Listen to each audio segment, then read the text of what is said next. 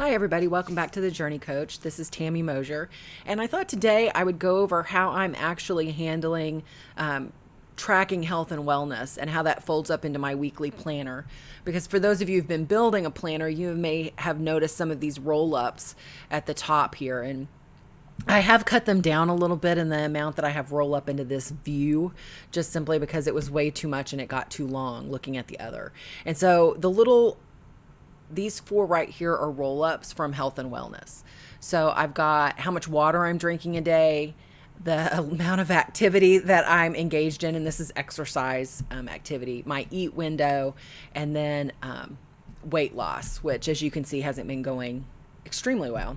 But so let me take you over and I will show you what the health and wellness looks like in terms of just a tracking area. And one of the things I was able to do, I had a doctor's appointment today, so I was able to actually share this and send the link to my doctor for them to look at some of this tracking information. And it gave them all these measurements I've been keeping. And that has, it's just a helpful way to share that data. There's other ways you can do that. This is not what I would say probably, well, I know it's not HIPAA compliant, so that would be an issue. But for me, because you can turn that sharing on and off, I can share it, send the link, she can go look, and then I could turn the sharing off so she can't randomly get in there. And so I found that to be very useful. So I've been testing this because I just wasn't sure how I wanted to approach this. And there's different templates available that you can look at. But, health and wellness is an important area of life, and tracking where you're at helps you get where you want to go. I'm a firm believer in what we measure, we pay attention to, and what we pay attention to, we actually take action on. And if you're not measuring it, you don't know where you're at. You have an idea, but that's not the same as knowing. So for good or bad, tracking some of this information starts to give you a foundation for making decisions and deciding how you want to handle other things. And so I started this the 1st of July to kind of test it and see what I thought, and if tracking these different things was good and would work for me, and if I needed the data. And I won't make that decision till the very end of the month into what I want to keep and use, and if I like the way I've got it structured. So I'm going to start with the fitness tracker. And as you can see, I've kind of split some things up here. So I've got body, which is weights and measurements. I've got the tracker, which I'll show you in a minute. I've got an asthma tracker because I do have asthma, and it's actually been giving me some problems lately. So I've kind of set it up just so I could track some information we needed. I've got medical history. So I just, try to keep track of the basics of my medical history, doctors, things like that. And then medication that I'm taking. So I don't know how many times, and you probably have this too, I don't take many medications. And so I don't have a large amount I have to keep track of. But if I'm at a new doctor and they're like, what are you on and what's the dosage? I'm like, even if I can remember the name of the drug and say it, I don't necessarily remember the dosage. I could tell you how much I take a day. So this way I can access that at any time and get that information and, just look it up quickly if I need it.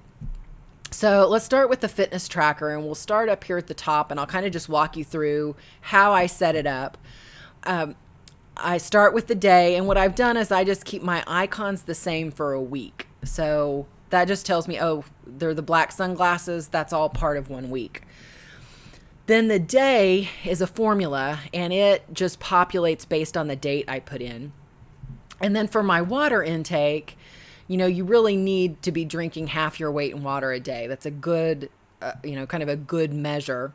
And so I actually have this as a visual so I can just easily see. And so every drop of water equals 16 ounces of water. That's how I have this set up. And so, this tells me then this is a select field. And so I put in all of these pictures, if you will. So I can just, as I go through the day and I add another drop of water, I can just move it up a rank. And so I actually have a 32 ounce mug that I use. And so every time I drink that full of water, I can go up in 2 increments. So that's one. And, I wasn't doing a good job of drinking water every day, and I knew I needed to increase that. And so this was the way I could easily tell whether I was actually getting even close to what I needed to be doing or not. And the way I set this up is 8 drops would be kind of the high that I need to hit in any given day. Then this is, I have 2 medications I'm supposed to take every day, and just to chart whether I'm actually getting that taken or not. And I find that having to check this off makes sure that I'm doing it, whether I meditate every day. And as you can see, I'm not really good at that, but I know that now, and I've got to figure out how to do a better job of actually building that into my daily schedule, because I do know it's important and it's helpful, but I've got to make time for it. And, sometimes I think I've meditated and I actually haven't. And being able to check this off does that. The number of hours of sleep that I get, and then the quality of that sleep. And so, this is just a number field. I just put in the number of hours. And then this helps me kind of just track, was it even good sleep or not? So was it restless? Did I have bad dreams? Did I toss and turn? Was it restful? Uncomfortable? Was I out cold? Which out cold does not always mean restful sleep. But that lets me get a better feel for how, if I've got 9 hours of sleep in, but it was uncomfortable or I tossed and turned, that's less useful sleep than if it was 6 hours and it was restful and I really got some good sleep. Activity, because of the issues that I'm having right now with asthma, this has not been a field that's really getting much action, but I did put it in here with my Pilates, my treadmill, my total gym, a rebounder, which I haven't gotten a picture in there yet for that. And then I've got a total gym runner, so I can run on it instead of doing the weight side. And then the nun with the sad face. So I really put in what types of activity I would be engaged in, and so it would be easy for me to pick those. And then how much time. So as you can see, because it's none, it's 0. But if I was to pick the Pilates, it would be probably 30 minutes to 45 minutes. Same thing with the treadmill. And I could get in, and these are multi-select. So if I do more than one in a day, which it's not uncommon for me when I'm, up to par, to be doing both Pilates and the treadmill. And so I would do total time on both, but I would indicate that both were done. Then I have a teeter hang up, which is good for my back. And so I'm marking the days that I actually hang upside down on that, which I really thought I was doing this a lot more than I have been. So that's a bit of a problem. I need to do, it's like 5 to 8 minutes a day. It's not like it's a large amount of time.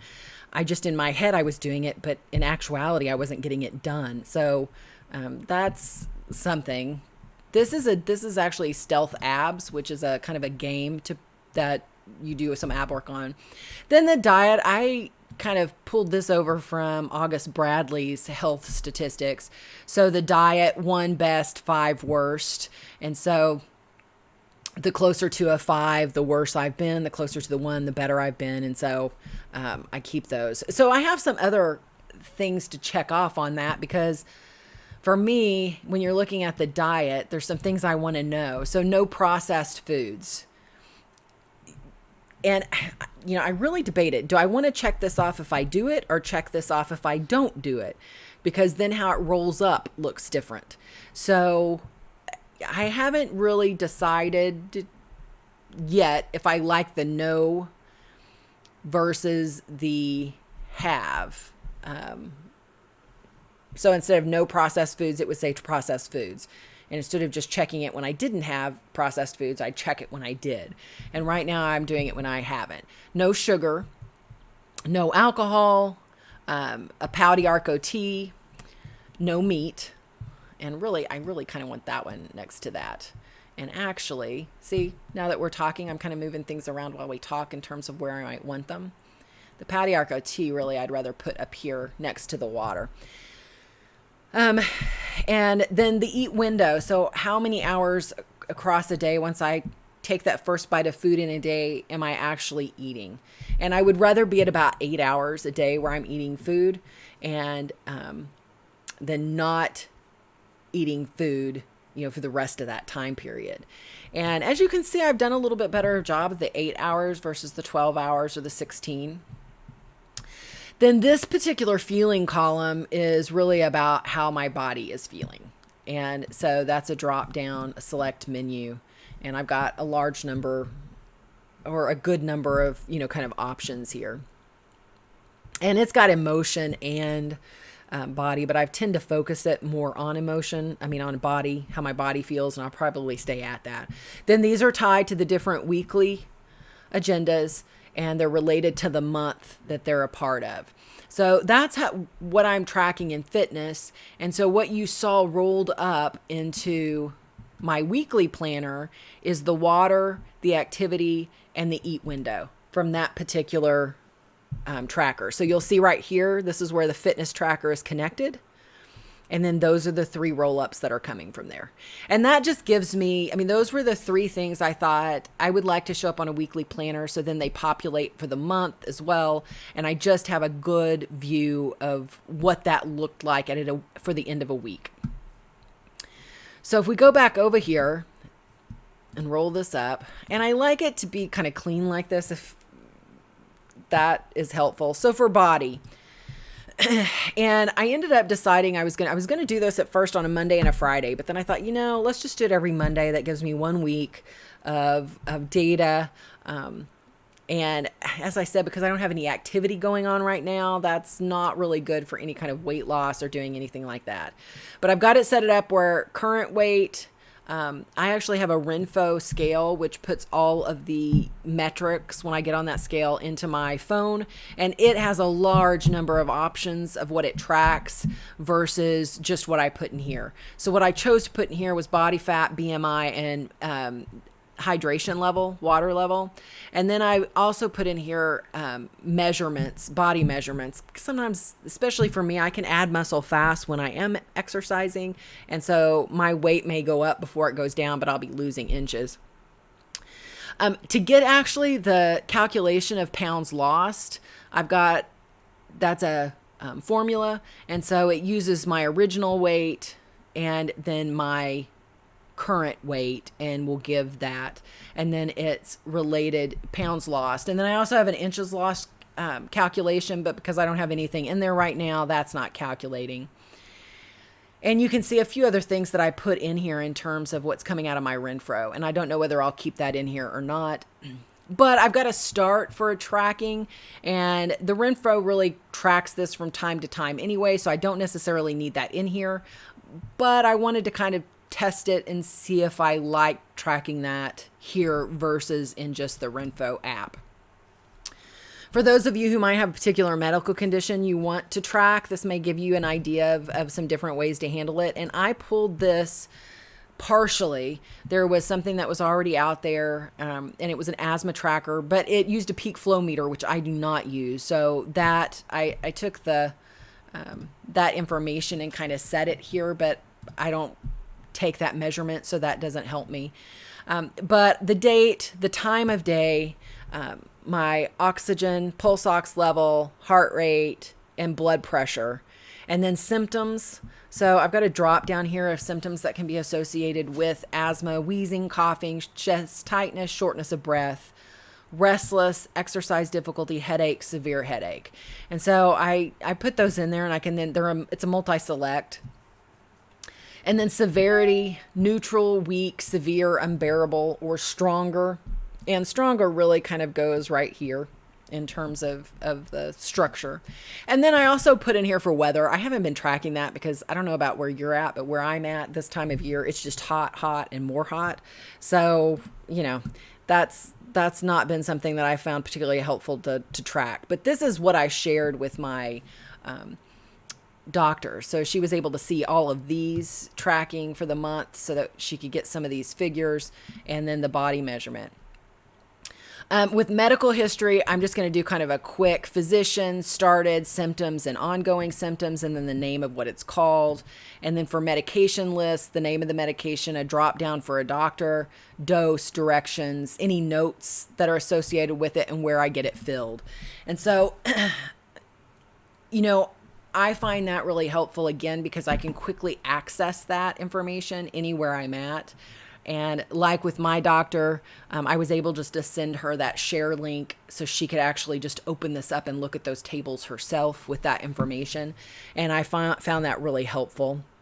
And then I own that information because it's in something I'm tracking versus it being in a doctor's portal for an electronic health record that only they you can see and they can see, but I can't share it with anyone else. So I like this because I can share it with whoever I feel like needs the information. But maybe that'll give you some ideas of some of the different ways you can look at the health and wellness. It all doesn't have to be on one table. It can really be split. And I've seen a lot done on just tables that are all about exercise and exercise routines. I'm not that oriented in that way to where I'm doing routines. I really have a wide variety. It's more like I'm either doing something on different machines versus doing a lot of different types of structured activity. So I think that just depending on where you're at in your fitness, that may look a little different. But this can show you how you can split out particular conditions if you really need to track specific types of measurements and track feelings or body states or symptoms, that this can be very useful for you just to get an idea of what's really happening with you. Because it's hard to keep track of that from day to day to day. And then you go in to see a physician and they ask you all these questions and you're like, well, I feel this, but I can't tell you when, or if, I don't have anything to give you context for that.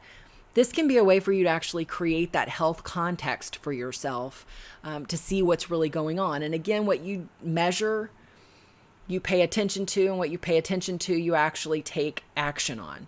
And so whatever your current physical state is, whatever you have going on, just consider the usefulness of Notion in creating a hub like this for your health and wellness and really trying to get a handle on what's going on. Now, I will say this, if you have things that are highly sensitive, like you even took a look at my actual history.